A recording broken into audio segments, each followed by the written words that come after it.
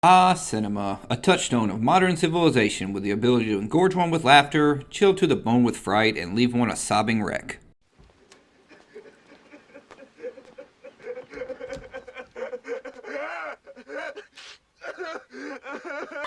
mom sent me to a summer camp for fat kids, and then once during lunch I got nuts, and I pigged out, and they kicked me out. Oh, man. Oh, jeez. Oh, my God. I wasn't ready for this. I wasn't ready. And what better time to discover films designed to make you snivel and whine? Why, when you are a wee small child, of course, leaving you to chart a course through life, destined forever be an emotionally and stunted, scarred individual, incapable of ever forming a real human connection. You're not cracking up, are you?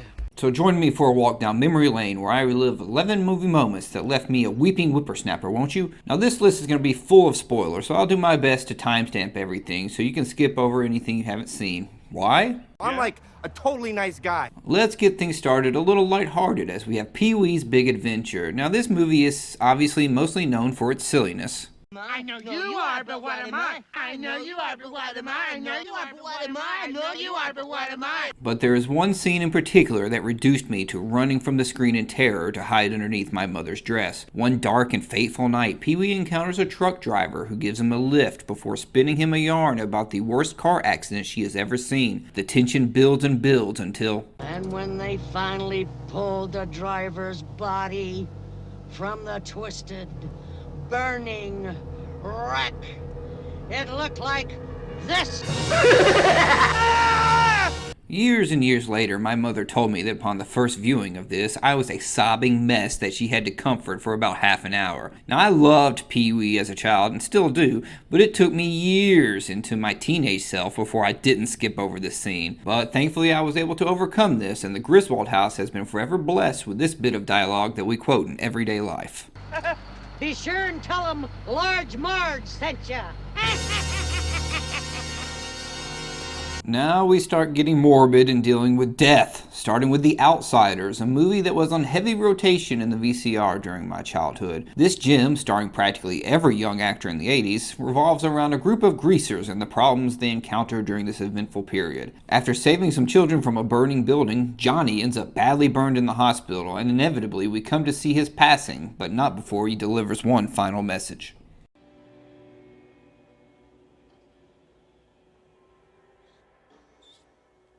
Stay gold, pony boy. Stay gold.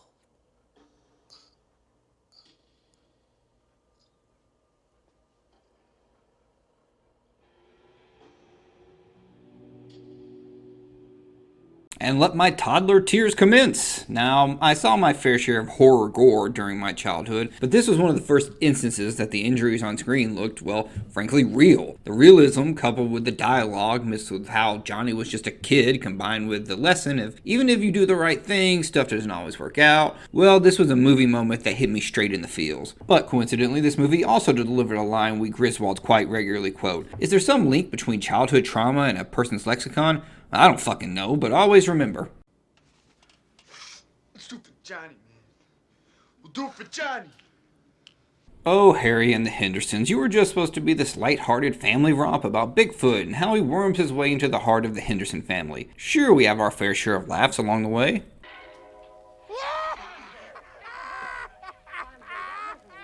But once the great hunter comes along determined for his prize, the Hendersons must take Harry back to where he truly belongs, but it takes some tough love to pull this off. Get out of here! Can't you see we don't want you anymore? Why can't you go back where you came from? And leave us alone! Look at those big puppy dog eyes. Harry just doesn't understand and is confused about why these people he came to care for are treating him like this. Why don't you love me, Jenny? As a wee young boy, it was a hard lesson for me to learn, but sometimes when you truly love something, you must set it free. A lesson that I'm still not sure I've learned, even after all those Brock Toon fan club meetings. On to another movie death in The NeverEnding Story, a tale about a young boy and his horse going on adventures, meeting various creatures, and fighting off spooky wolves, and all this before venturing through the swamps of sadness, before saving the princess. Wait, what is this? Attack! Fight against the sadness vortex! Stupid horse! You gotta move or you'll die! Move, please! No, God! No, God, please, no! No! No! No! Like most horror fans out there, I can usually deal with the worst things possible happening to people, but this was probably the first time I ever saw something bad happen to an animal during the course of a movie. It's not even a childhood thing. To this day, if something bad happens to an animal, I get incredibly upset. Am I supposed to be a man? Am I supposed to say, that's okay, I don't mind? I don't mind. Well, I mind. I mind big time. Okay, here's one that might be a bit corny, but Mr. Holland's Opus made me cry. For those unfamiliar, Richard Dreyfuss stars in the titular role of a young man who has musical dreams only to watch his life slowly unfold instead as a music teacher at a high school. Is this movie a tad on the nose? Sure. Does that stop me from weeping like a baby when all of his former students come together and perform his American Symphony? Hell no. Like 99.99% of people, life tends not to go exactly as one might imagine it will during their younger days, but that doesn't mean it cannot still be every bit as fulfilling if you end up going down a different path. And to quote one musical genius quoting another, life is what happens to you while you're busy making other plans. Okay, let's get back to the deaths with Toy Soldiers, a movie where a group of terrorists take over a prestigious high school in order to secure the release of a prisoner. Now, if you've seen this movie, you might be thinking it's an odd choice to give my eyes a salty discharge. Well, it all boils down to this one scene.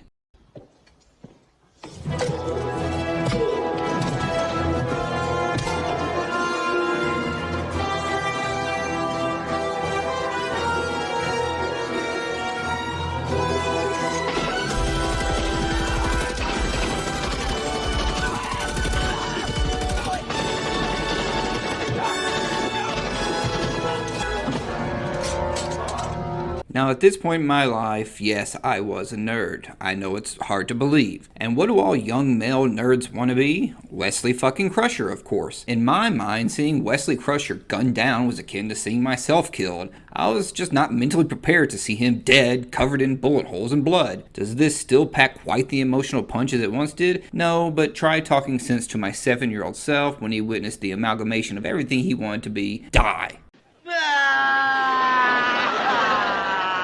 Reoccurring theme here apparently, with bad things happening to kids in The War, which centers around a struggling Vietnam veteran and his kids who simultaneously deal with bullies and the building of a treehouse. Everything comes to a head when the two warring group of children come to blows over the treehouse and things escalate quickly. It was this shot in particular that really struck me.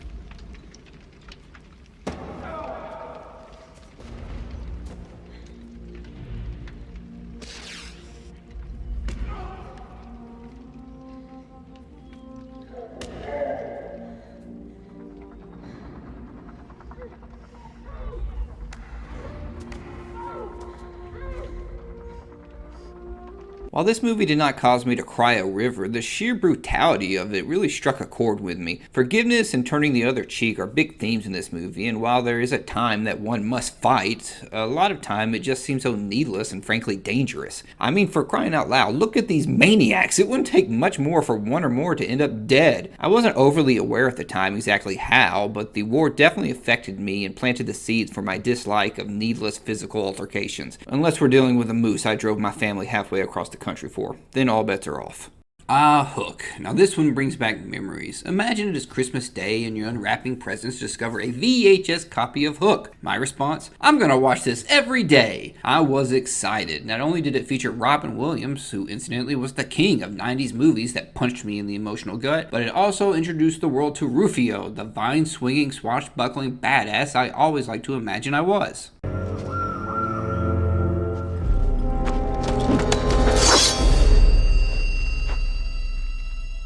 You're dead, jolly man.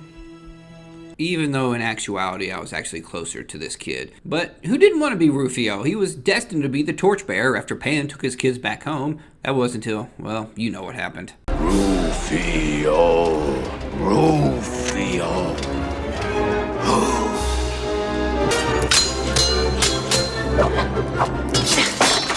Looky, looky, I got hooky.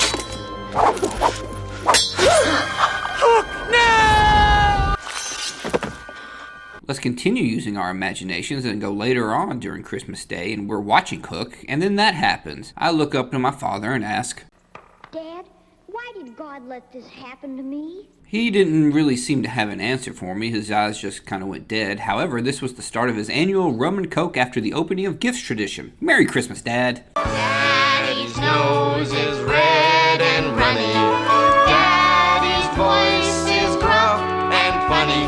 And the only words I can understand are God and him and Christmas. Back to animals again with Homeward Bound, the movie where three pets brave the elements to be reunited with their child owners. After surviving rivers and bears and lions, oh my, they are finally on the home stretch to get back. But considering the theme of this video, of course something awful is going to happen to a dog.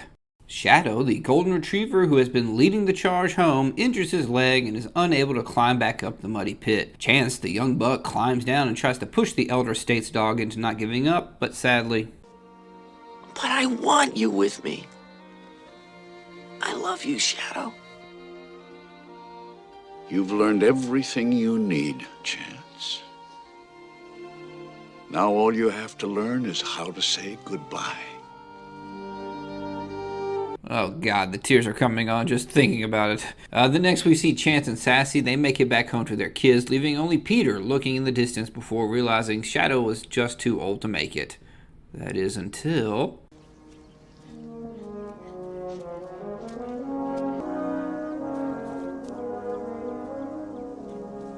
Peter. Shadow! Oh, Peter. I worried about you so.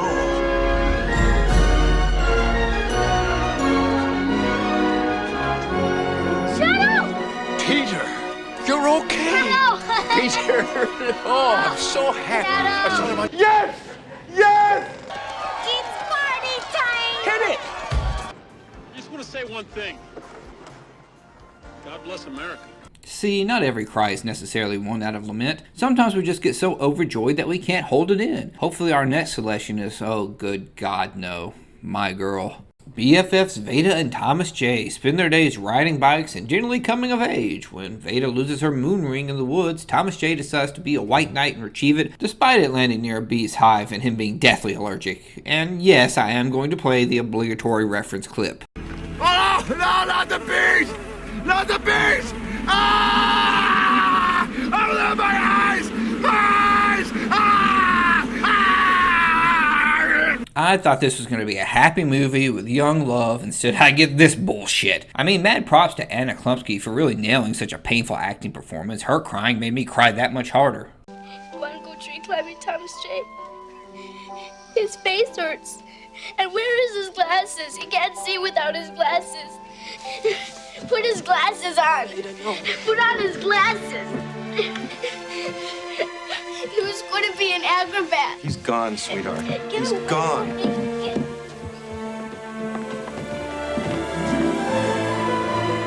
Veda, wait!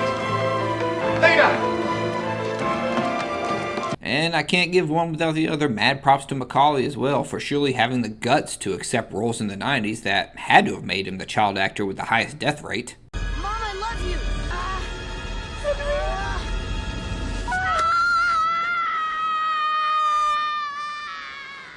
Finishing with a happy/sad choice, we have Heart and Souls, featuring an all-star cast of Alfre Woodard, Charles Grodin, Kira Sedgwick, Tom Sizemore, and Robert Downey Jr. in the first of his two roles where he takes on mannerisms of a different race.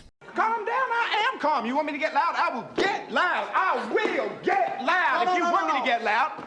The plot revolves around a stuffy businessman helping four spirits attached to him since birth achieve what they need to before crossing over. While some of the moments of crossing over are close to sob level, the moment I'm going to go with is when the spirits decide they need to disappear from the young boy's life in order for him to live normally. And boy, does he not take it well. We don't want to, Thomas, but we have to go. No, please, I'll do anything you want. I'll pretend you're not there, okay? It will be a secret. So long, Buckaroo. Come back, don't leave me. Thomas, no worries. I need you. Just come back, come back. Come back, don't go.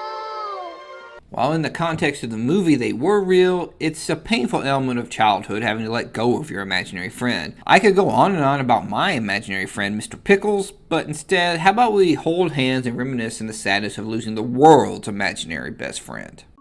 Bing Bong. You made it! Go save Riley! Take her to the moon for me, okay?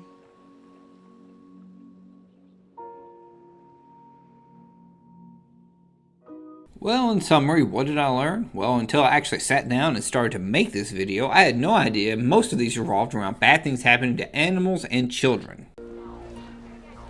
Could you please talk to someone about this, please? But you know what? That is just my list. Hey out there in internet land, what movie moments left you a blubbering blob of blueness? Let me know and maybe we can all kumbaya the sorrow away. Until next time, have fun storming the castle.